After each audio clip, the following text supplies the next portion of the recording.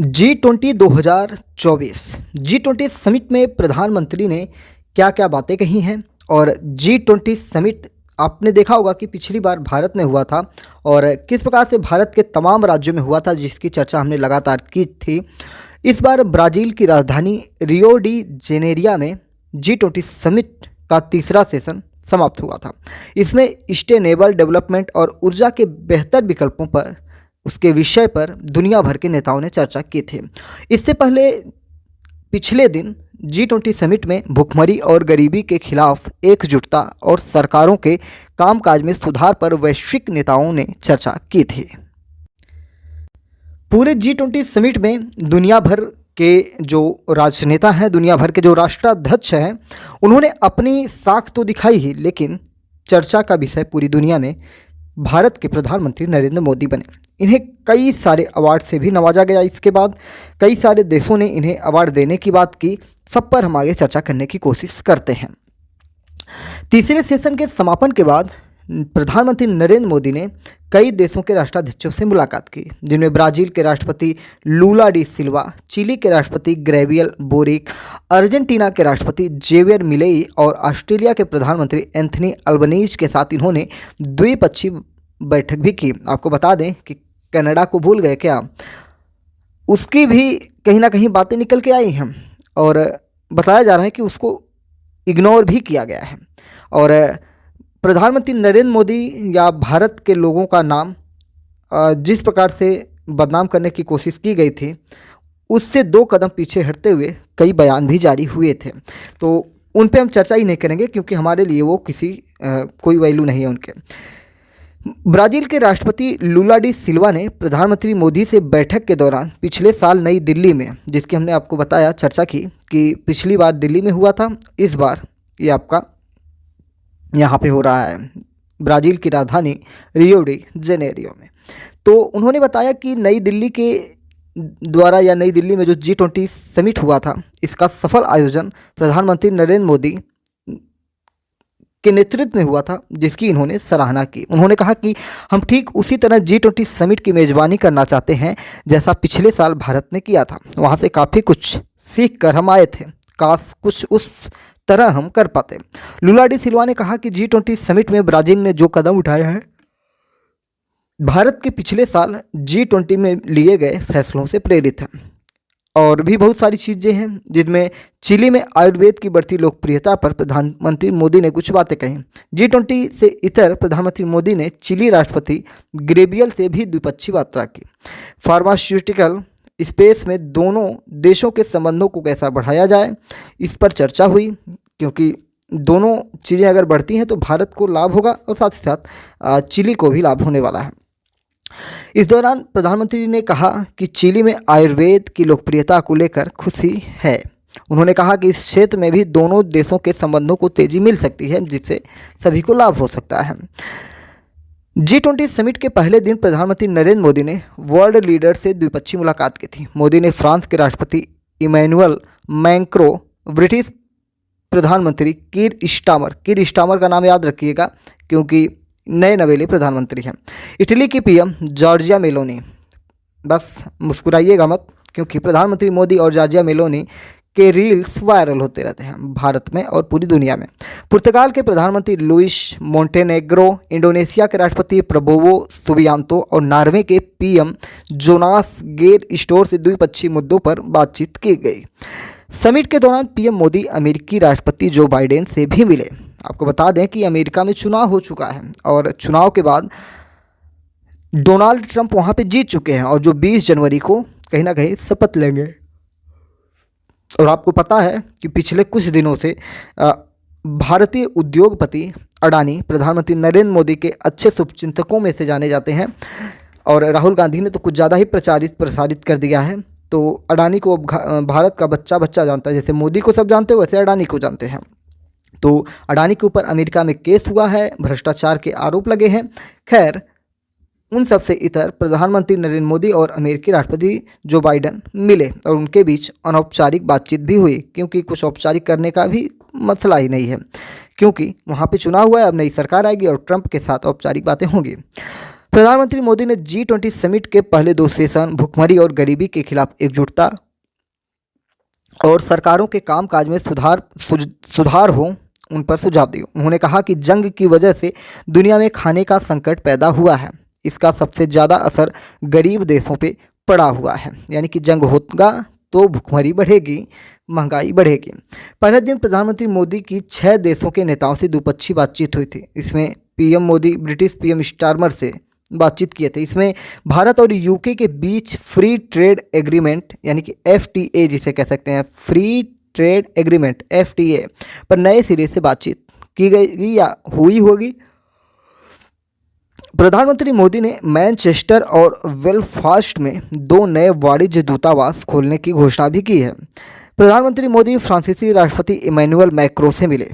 मोदी ने Paris Olympic और Paralympic की सफल मेजबानी के लिए इनकी जमकर तारीफ की। भारत और फ्रांस के बीच द्विपक्षीय साझेदारी में और मजबूती लाने पर इन लोगों ने चर्चा की। और प्रधानमंत्री मोदी और भारत की फेवरेट इटली की प्रधानमंत्री जॉर्जिया मेलोनी से प्रधानमंत्री मोदी की द्विपक्षीय वार्ता हुई। और मोदी और मेलोनी की 2 साल में ये 5वीं मुलाकात है। यानी कि पूरा इतने मुलाकात तो हम लोग अपने घर के पड़ोसियों से नहीं कर पाते हैं। व्यापार, इन्वेस्टमेंट, विज्ञान, तकनीकी, क्लीन एनर्जी, स्पेस और डिफेंस पर इनमें बातचीत हुई। लेकिन इटली के साथ क्या क्या चीज़ें अभी भारत को प्राप्त हुई हैं उस पर अगर चर्चा की जाए तो बड़ी मज़ेदार चर्चा हो सकती है।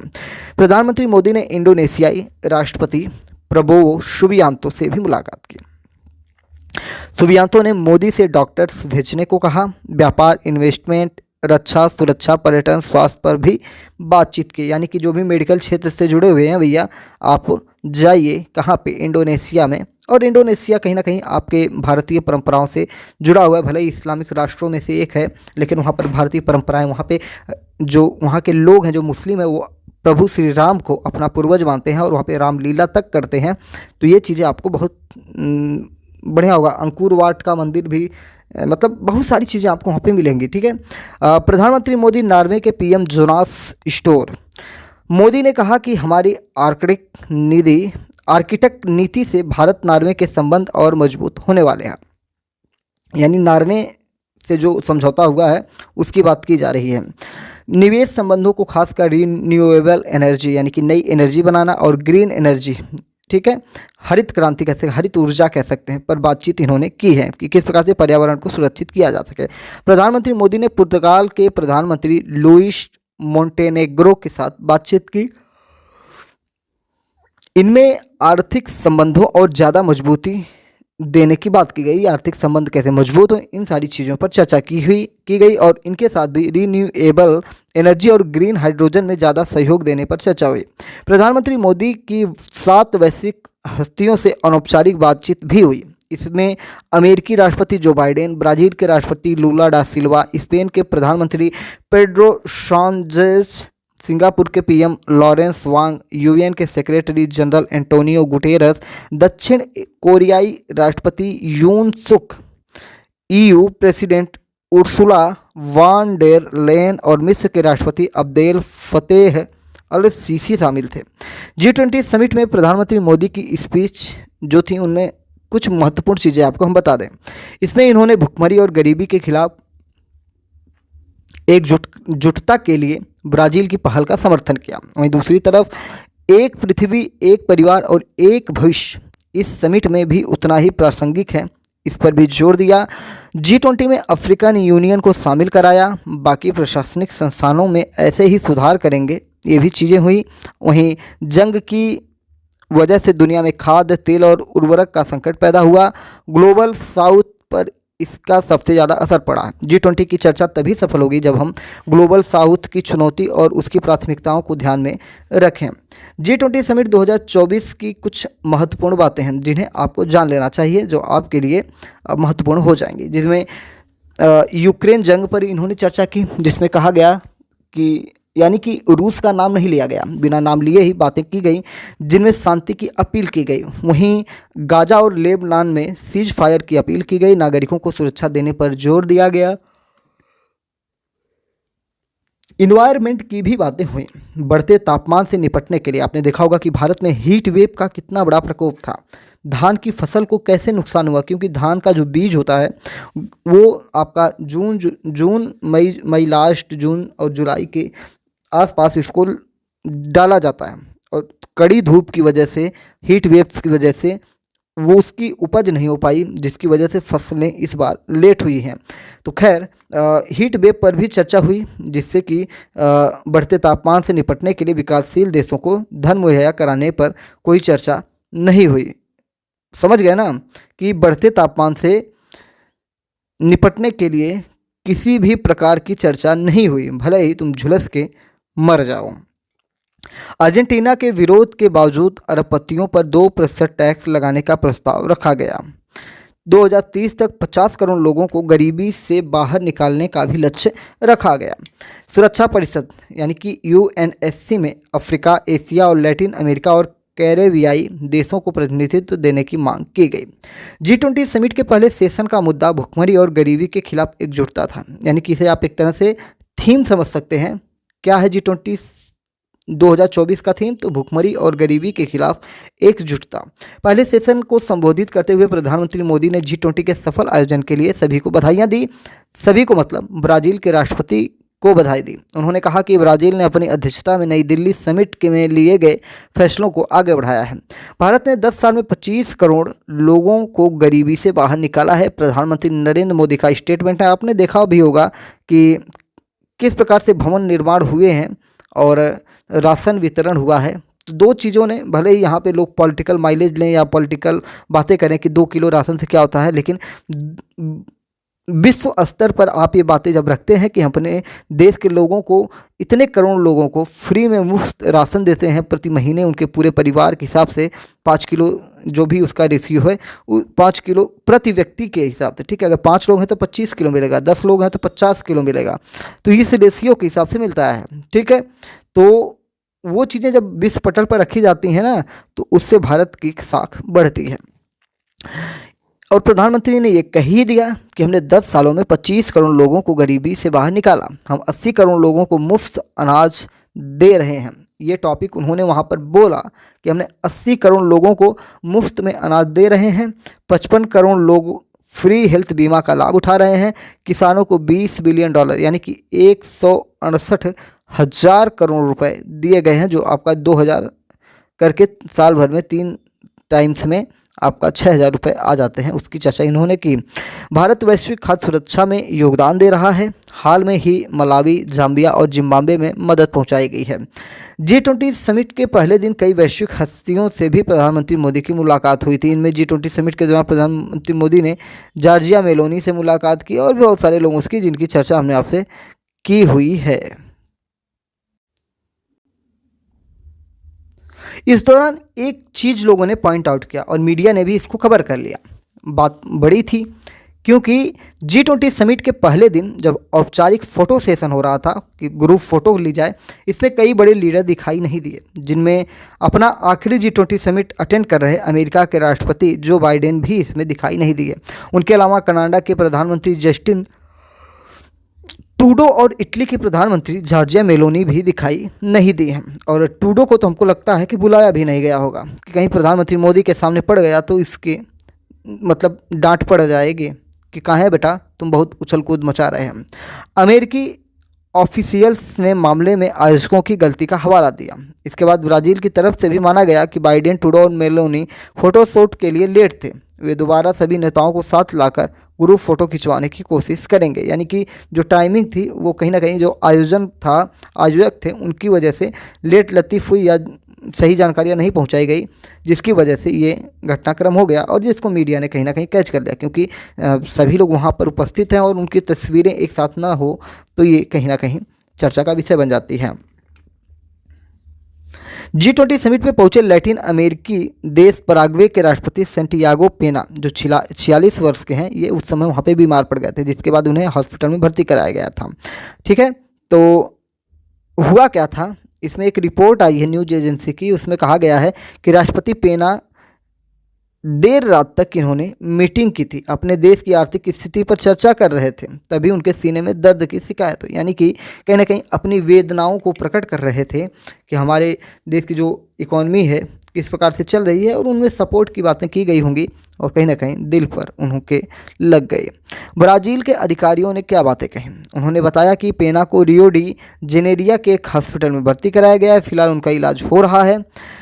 कुछ समय बाद मेडिकल बुलेटिन जारी होगा जिसमें उनके स्वास्थ्य को लेकर जानकारी दी जाएंगी। ये पिछले दिनों की बात है, तो बुलेटिन भी जारी हुआ होगा और सब कुछ चीज़ें हो गई होंगी। G20 में ब्राज़ील के राष्ट्रपति लूला डा सिल्वा ने भारत को यूएनएससी का मेंबर बनाए जाने की मांग की। बढ़िया बात है भाई। उन्होंने कहा कि जब यूनाइटेड नेशन का गठन हुआ था तो इसमें केवल 56 सदस्य थे, आज 196 देश हैं। आज अफ्रीकी महाद्वीप सुरक्षा परिषद में कहाँ है? संयुक्त राष्ट्र सुरक्षा परिषद में लैटिन अमेरिकी देशों का प्रतिनिधित्व कहाँ है? एशिया कहाँ है? दक्षिण अफ्रीका, जर्मनी का, भारत कहाँ है? देश कहाँ है? इन सारी चीज़ों की बातें की गई। थोड़ा सा आपको G20 के बारे में बता दें। इस साल 2024 का G20 ब्राज़ील में हुआ है। इसकी स्थापना 26 सितंबर 1999 को हुआ था। फाउंडर यानी कि G7 देश इसे कहा जाता है, जिनमें America, Italy, Japan, France, Germany, Britain और कनाडा, तो ये 7 देश हैं, इसलिए इसे G7 कहा जाता है। दुनिया की अर्थव्यवस्था को ठीक से चलाने के लिए सदस्यों में एक राय कायम हो, ये इसका मकसद होता है। दुनिया की अर्थव्यवस्था को G20 देशों की 80% से ज़्यादा हिस्सेदारी है, जिनमें America, Italy, Japan, France, Germany, Britain, Canada, Argentina, Australia, Brazil, चीन, भारत, इंडोनेशिया, मैक्सिको, रूस, सऊदी अरब, दक्षिण अफ्रीका, तुर्की, साउथ कोरिया, यूरोपीय यूनियन, अफ्रीकन यूनियन, ये सारे इसमें कहीं ना कहीं शामिल है। 2024 का एजेंडा क्या था आपको थोड़ा डिटेल में हम बता ही देते हैं। पहला था भुखमरी, जिसकी चर्चा हमने शुरुआत में की। भुखमरी जो होती है और उसके साथ साथ गरीबी के खिलाफ एकजुटता की बात यहाँ पर की गई है कि भैया इस पर हम चर्चा कर रहे हैं। अब इसको अब देखिए, G20 में और भी चीज़ें हैं, जैसे सरकारों के कामकाज में सुधार, सस्टेनेबल डेवलपमेंट और ऊर्जा के बेहतर विकल्पों का एजेंडा यहाँ पे रखा गया था। G20 में इस बार क्या खास था, तो अफ्रीकन यूनियन पहली बार फुल टाइम मेंबर के रूप में हिस्सा लेने पहुंचा था। 7 नॉन मेंबर देश भी हिस्सा लेने के लिए पहुंचे थे। इनमें मिस्र, अंगोला, नॉर्वे, पुर्तगाल, यूएई, नाइजीरिया और सिंगापुर इसमें पहुंचे थे। थीम क्या थी, तो building a just world and a sustainable planet. 2023 का जो आयोजन हुआ था वो भारत में हुआ था। 2024 का आप तो सुन ही रहे हैं, पूरी कहानी सुन चुके होंगे, तो उम्मीद है कि बहुत सारी चीज़ें आपको यहाँ से मिली हुई होंगे।